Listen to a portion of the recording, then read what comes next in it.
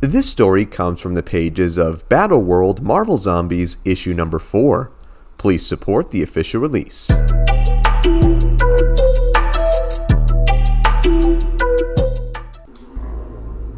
The final issue begins, where we see the monster hunter Elsa Bloodstone coming face to face with the undead version of her father Ulysses, all while a zombie Mystique and her soldiers watched on.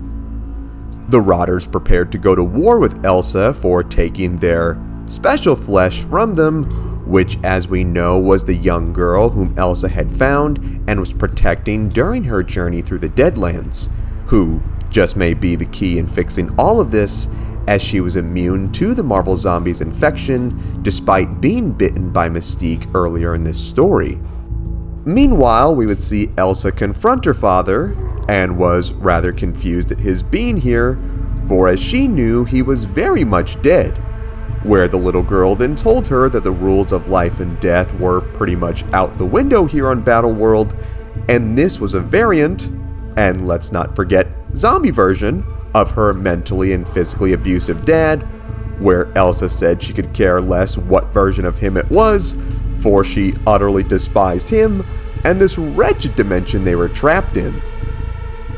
Before she could fully process this Dr. Phil revelation that her dad was now basically a zombie Darth Vader, Elsa and company were then rudely interrupted by the stampeding hordes of Mystique and her forces, where Ulysses interjected that this would be the perfect moment to set their differences aside and unite forces against the zombies as father and daughter, where Elsa politely declined by slicing the man's head off. You know what? I haven't seen a healthier father-daughter relationship since that dude and his daughter in Full Metal Alchemist Brotherhood. If you know, you know. Faced with an unending zombie horde racing her way and armed with only one shot, Elsa prepared for the worst, where she just straight up started bashing the creatures in with the butt of her gun.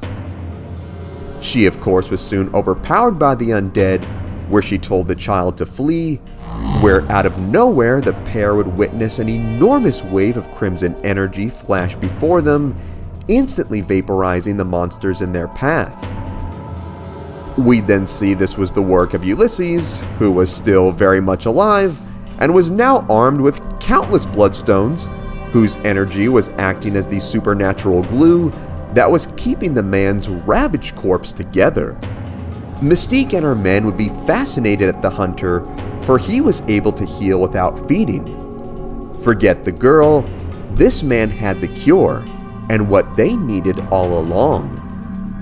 Believing there to be only one bloodstone, Elsa wondered just how there were so many, where even Ulysses was not fully sure how this was possible, but he deduced that it had to deal with the mysterious world that they were all on. It was during his travels on Battleworld that he came across and killed multiple variants of Elsa and took their bloodstones, adding their power to his own. He had in fact managed to collect every bloodstone on this world, all except the one that Elsa wore around her neck. Saying that the stones kept his hunger at bay, he believed that they now needed to be united.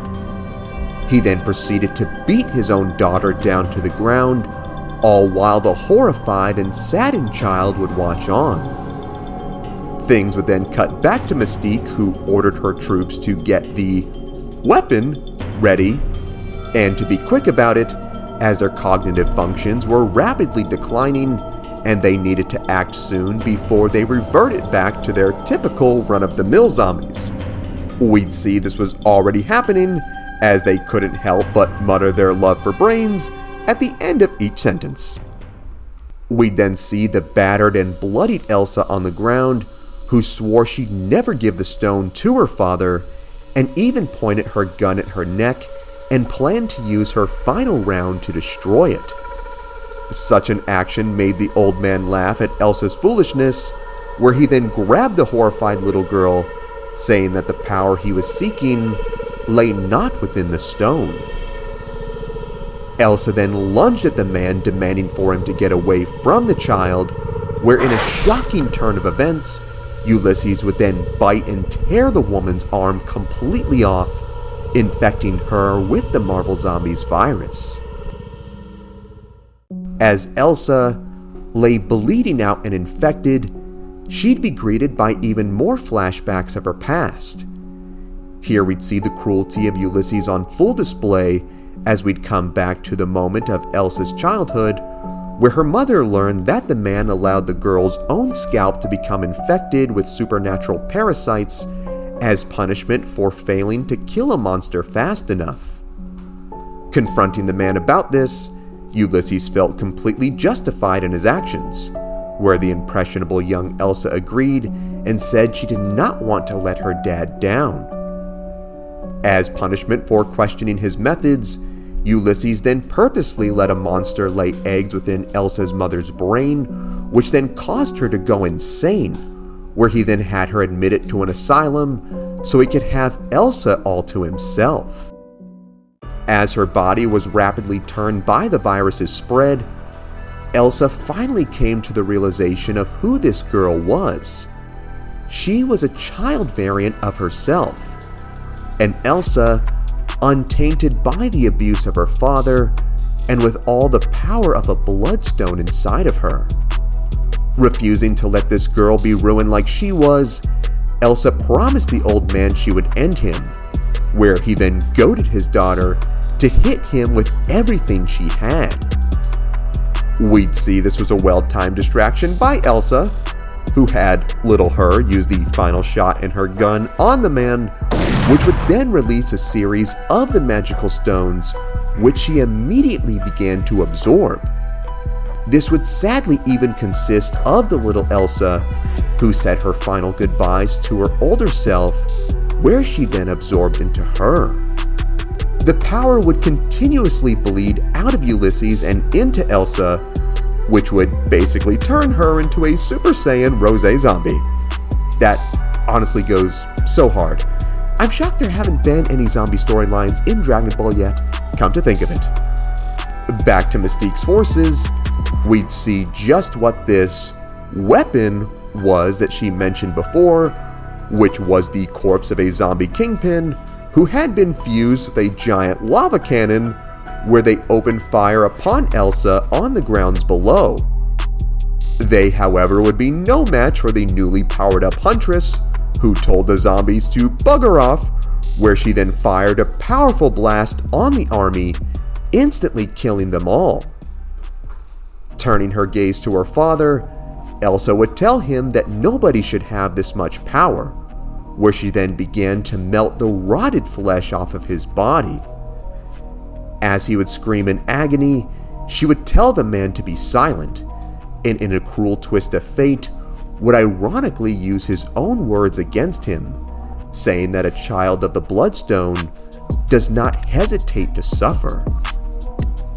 Ulysses would then writhe in agony and believed he would soon meet his maker, but in an even odder twist, we would see the man had now been fully restored and cured of the virus's effects. We'd see Elsa too had been brought back to normal and believed she had enough willpower between the both of them to allow the stone's power to not only curb their hunger, but to cure them completely. However, if Ulysses were to step out of line even in the slightest, she would instantly send him right back to hell from whence he came.